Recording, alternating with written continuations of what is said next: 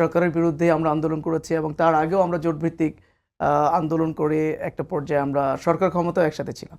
সব মিলে বলা যায় যে প্রায় 18 থেকে 20 বছর আমরা একসাথে একজোটের মধ্যে ছিলাম।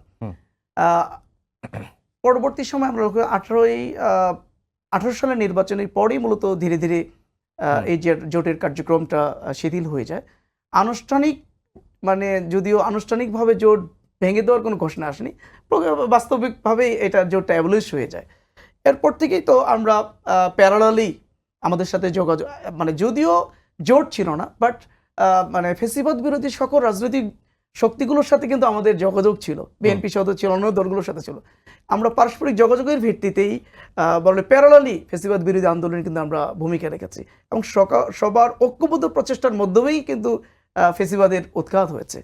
তো এই মুহূর্তে যেহেতু আপনার অভ্যুত্থানের পরে এই মুহূর্তে আওয়ামী লীগ নেই, আওয়ামী লীগ অর্থাৎ ফেসিবাদের শক্তিরা কেউ নেই, ফেসিবাদের দোসররা এই মুহূর্তে কেউ নেই, ফেসিবাদ বিরোধী রাজনৈতিক সংগঠনগুলো এখন বাংলাদেশে সব মিলে এখন তো সবাই সবার রাজনীতি, নিজস্ব রাজনীতি করছে। এখানে আসলে প্রতিপক্ষ ভাবার সুযোগ নেই, সবাই সবার জায়গা থেকে রাজনীতি করছে।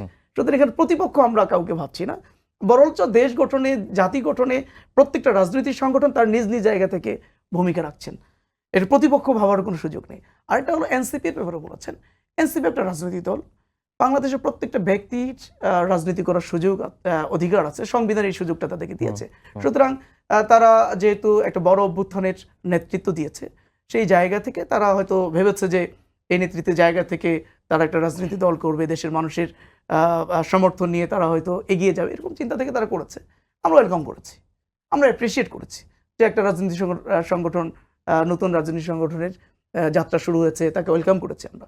তারা যদি ভালো করতে পারে, জনগণের সমর্থন যদি তারা আদায় করতে পারে, ওকে, তারা এগিয়ে যাবে। কিন্তু আলাদা করে তাদেরকে আমরা কোনো কিছু ভাবছি না, আলাদা কোনো ইয়ে নেই।